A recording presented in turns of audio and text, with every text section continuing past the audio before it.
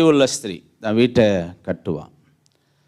உங்களுடைய marriage life build பண்ணப்படணும், குடும்ப வாழ்க்கை கட்டப்படணும், பிள்ளைங்க வாழ்க்கை கட்டப்படணும். இப்படி பல விஷயங்களை நம்ம இந்த வருஷத்தில் பார்க்க போகிறோம். இதெல்லாம் ஆண்டவர் நம்மளை கட்ட சொல்கிறாரு அப்படின்னு.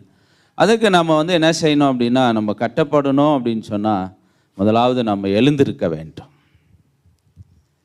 எழுந்திருக்கிறதுன்னு என்ன அர்த்தம் அப்படின்னா, சோம்பேறிகளா, என்னாலாம் இதெல்லாம் செய்வேனா, என்னாலலாம் இது முடியுமா அப்படின்னு சொல்லி, ஏன் நீங்கள் கூட இந்த வருஷத்தில் ஒரு வீட்டை வாங்கி கட்ட முடியும்.